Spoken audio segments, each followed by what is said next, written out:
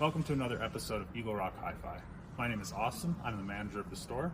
I look forward to seeing you at the store and on the channel. Please remember to subscribe for future content. This is our cool album segment, and today's subject is Chrissy Zebby Tembo and the Ngozi family's album, My Ancestors, a Zamrock album. So the album, My Ancestors, it's a Zamrock album, which originated in the 1970s in Zambia. We'll get into that in a future episode. We'll talk about Zamrock in general. And this album in particular was actually my first album that I listened to in the Zamrock genre, and it was a really great experience. It's actually still my favorite Zamrock album. His influences were Black Sabbath, Led Zeppelin, Jimi Hendrix. There was a few other ones, but those are the main ones. The first three songs that you listen to on the album, you'll hear it almost immediately. The second song, Troublemaker, it to me almost sounds like Ozzy is singing it. It sounds very Sabbath. And it's also got a bit of Afro funk in it. One of my favorite parts of it as well is the fuzz guitar that Paul Ngozi adds into the album, and it's just very unique sounding. Like Zamrock in general usually has a lot of fuzz guitar, but this album in particular, very great with the fuzz guitar. It sounds amazing.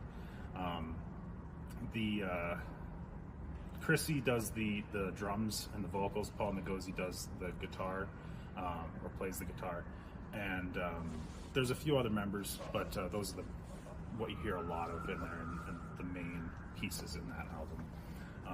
It's been printed multiple times. This is a modern pressing. It originally came out in 1976. I couldn't find an exact date on there. And finding any info about Chrissy Zebby Tembo is very, very difficult. It was in 76 or in the 70s, and it's just kind of hard to find, and you can't even really find any info about him in general.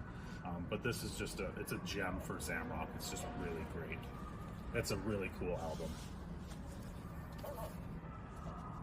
Now it's time for our recommended album segment, and today I'm recommending Linkin Park's Hybrid Theory. So Linkin Park's Hybrid Theory, I actually listened to shortly after it came out. I was still pretty young at the time, but I love this album. It's very nostalgic for me, but it's also just a really great album. I can't pick a specific song that's my favorite. All really good. If I had to pick one, I would pick Cure for the Itch. And it's not like the typical song that you would hear on this album. It's kind of its own piece outside in its own way. I think when it originally came out, it was actually not included in the album, but later on with every pressing and every CD, it was just thrown in there. I think it was really highly taken by the music community. For instance, I love it. It released in October of 2000, and it was actually the debut album for Linkin Park. And since then, they've been a very popular band. And the lyrics were kind of based around Chester Bennington's childhood, growing up, a lot of the problems that he had during those time periods, and his parents' divorce. You can really hear it throughout the track, throughout the album. It's just really powerful album. And Hybrid Theory actually takes its name from the band's previous name, and just kind of how they combine music styles and theories throughout the album. And this album in particular always brings me back to my early teens, playing video games like Halo, and just very much Halo. I played this while I was playing Halo like 3 and 2 a lot, all the time. I loved listening to this album and pairing it with a video game like Halo. It's just really good. I highly recommend it. Chester Bennington actually passed away in July 20th of 2017. Since then, they've introduced a new singer. I actually don't know her name at the moment. I will review an album in the future that has her part of the band. But this is a highly recommended album for me. It's just absolutely amazing. There's some of the interior of that gatefold there, back there. I highly recommend this album.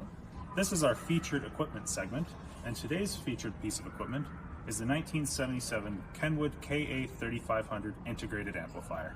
The Kenwood KA3500 is an integrated amplifier. It's made in Japan. It makes about 40 watts per channel, which for its size is quite an impressive amplifier. It's quite capable of powering a lot of speakers, and depending on what kind of speakers you have, of course, like if you have a high efficiency speaker, it'll power it no problem. It weighs about 7.8 kilograms, which is pretty light. For how light it is, it's very capable. It's really nice. One of the things I like about it is that it's not a large piece of equipment. A lot of people that are getting started, they don't want these huge pieces. You know, it's harder to find places for them to sit and set up. These ones are really good for getting started, but even though I'm saying that, they're really good for people who are really into their stereo equipment. They can keep this for a long time. Reading reviews on this amplifier specifically, people have had these for years. They go through different turntables and speakers, but for some reason they just really love this amplifier. It works. They don't change it. They love it. Myself, I love Kenwood amps. I had I believe it was a 7100, and it was. I still miss it to this day. It was just a really, really good amplifier. It was really capable, yeah, this one's just highly rated and reviewed. Kenwood makes great amplifiers. I also love the styling of it with the silver face, the big volume knob, and tone controls, sorry. They have your balance, your loudness. You have your tape monitoring and dubbing as well on here, and all the buttons. You can hear them. They're really, really nice. Really nice feel to everything. It's extremely great piece of equipment. I highly recommend checking out the Kenwood KA3500. I'll let you take some close-ups there too.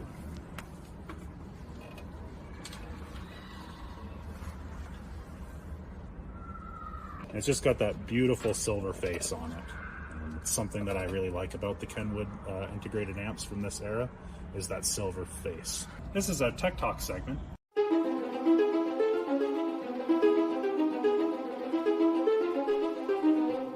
And today's subject is the difference between an amplifier and a receiver. What's the difference between an amplifier and a receiver? Well, an amplifier is quite dumb on its own. Its only purpose is to amplify a sound signal.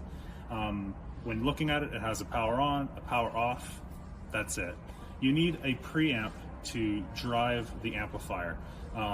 Without the preamp, you have no control over the amplifier. You have no volume, you have no tone controls, nothing.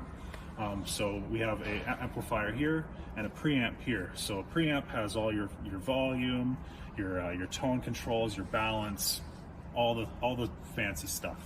But you need a preamp to run an amplifier. So when you put an amplifier and a preamp together into one unit, you get what's called an integrated amplifier.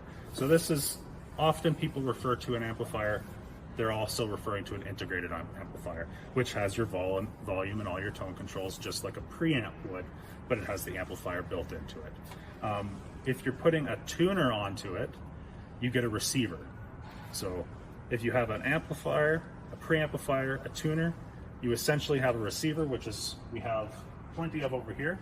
I'll talk about this 2285 in particular. This is a Marantz receiver, and it has all of your tone controls, your volume. It has an amplifier built into it, but it also has your AM, FM radio signals, or your tuner built into it as well. That's really the main difference between an integrated amplifier and a receiver, is it has your AM and your FM. Me personally, I am a fan of just having an integrated amp. I don't listen to radio too much. So really, depending on your needs, you can mix up your equipment, whether you have an amp, a preamp, integrated amp, or a receiver. They're really all great options. It really depends on what you're looking for. Which one is a tuner? A tuner is right over here, actually. It's right on top of our preamp. This just serves AM, FM tuning capabilities. So you'd plug this into your preamp, or into your preamp, which is plugged into your amplifier. All these three make a receiver, essentially. Thanks for watching today's episode. If you have any suggestions for topics on albums, equipment, or tech talk topics, please let us know in the comments section down below, and please remember to subscribe for more future content as well. Thanks for watching.